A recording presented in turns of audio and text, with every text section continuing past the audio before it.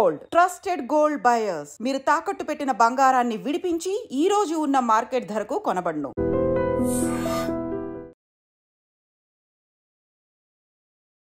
Visakha PM Palem police station పరిధిలో ఒక నిండు గర్భిణి తన భర్త చేతిలోనే ప్రాణాలు పోగొట్టుకుంది.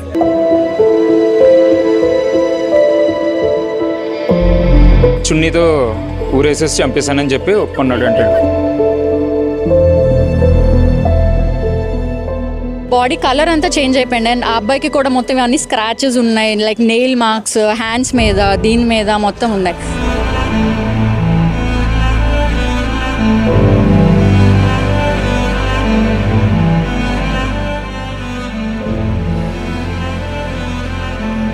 మన పిఎంపాలెం పోలీస్ స్టేషన్ లిమిట్స్లో మన ఆర్టీసీ డిపో పక్కనుండే ఒక కాలనీలో ఇక్కడ మన గెద్దాడ జ్ఞానేశ్వరరావు అని చెప్పేసి ఒక అతను 28 years, అలాగే మనకి కేదార్ శెట్టి అనూష అని చెప్పేసి ఆమె 27 years, వీళ్ళిద్దరూ నివాసం ఉంటున్నారు. వీళ్ళిద్దరు స్టోరీ తెలుసుకుంటే ఏంటంటే, ఈ గెద్దాడ జ్ఞానేశ్వరరావు అనే అతను మన దువ్వాడ ప్రాంతం గాజువాక ఏరియాకి సంబంధించిన వాడు.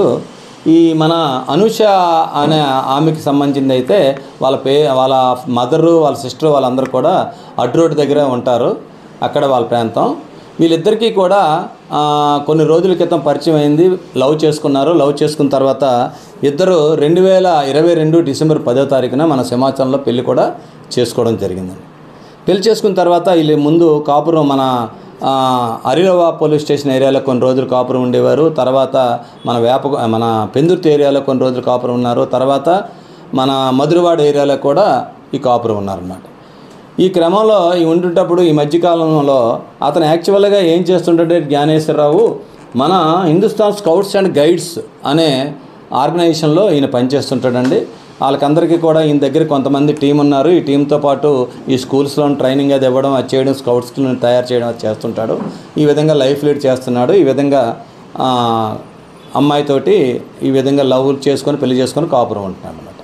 ఈ విధంగా ఉండేటప్పుడు అమ్మాయికి ప్రెగ్నెన్సీ వచ్చింది. అమ్మాయికి ప్రెగ్నెన్సీ అవుతుంటప్పుడు ఈ మధ్యకాలంలో ఈ అమ్మాయి తాలూకా సిస్టర్ వాళ్ళ ఫ్యామిలీ మెంబర్స్ చెప్పడం ఏంటంటే, ఆయన వదిలించుకోవాలని చెప్పి కొన్ని రోజుల నుంచి ప్రయత్నం చేస్తున్నాడండి.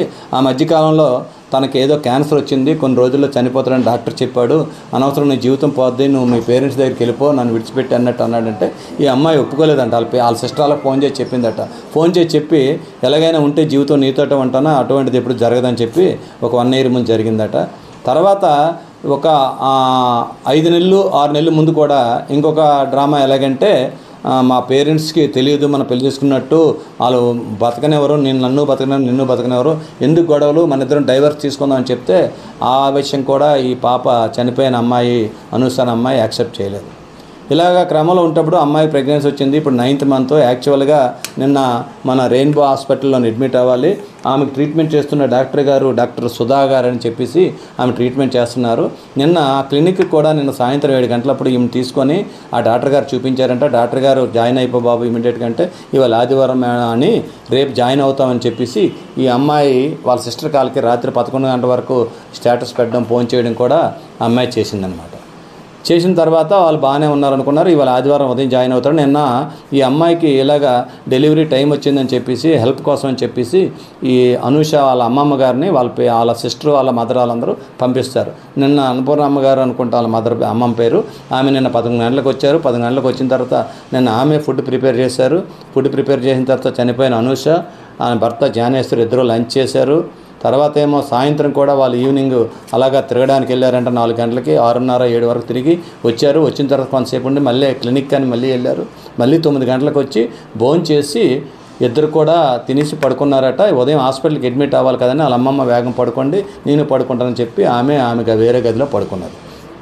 ఉదయం 6 గంటలకి వాళ్ళ అమ్మమ్మ లేచి చూసి అన్ని పనులు చేసి హాస్పిటల్కి వెళ్ళాలి కదా, రెడీ అవ్వాలి కానీ లేపిందంట అను అని. ఇతనేమో పక్కన ఎక్కడో ఫోన్ చూసుకున్నాడట.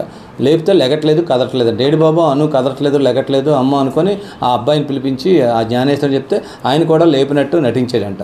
లేపినట్టు నటించి లెగట్లేదు అమ్మ అనుకొని అప్పుడు కేకేస్తే కింద వాచ్మెన్ భార్య వాళ్ళు వస్తారు, వాళ్ళందరూ పట్టుకొని చేస్తే ఈయన ఎదురుగుంట మనకి మా గ్రేహౌన్స్లో పనిచేస్తున్న విజయ్ అని చెప్పి కిరణ్ అని చెప్పేసి ఇద్దరు పోలీస్ పర్సనల్స్ ఉంటారు. ఆ విజయ్ అనే ఆయనకి కారు ఉంటుంది. ఆ కారులో వీళ్ళందరూ తోడు పెట్టుకొని ఇలా ఫ్రెండ్స్ కూడా ఫోన్ చేస్తాడు అతను. ఆ ఫ్రెండ్స్ కూడా వస్తారు అతనికి.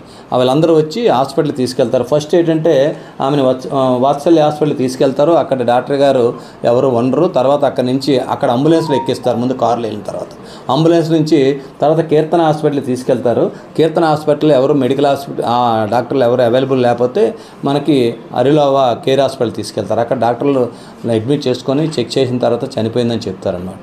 చెప్పిన తర్వాత వాళ్ళ ఫ్యామిలీ మెంబర్స్ కూడా వాళ్ళ ఫ్రెండ్స్ తోటి ఫోన్ చేపిస్తాడు. చేసిన తర్వాత వాళ్ళందరూ వచ్చారు. వచ్చిన తర్వాత అక్కడి నుంచి బాడీని కేజీహెచ్కి తరలించడం జరిగింది.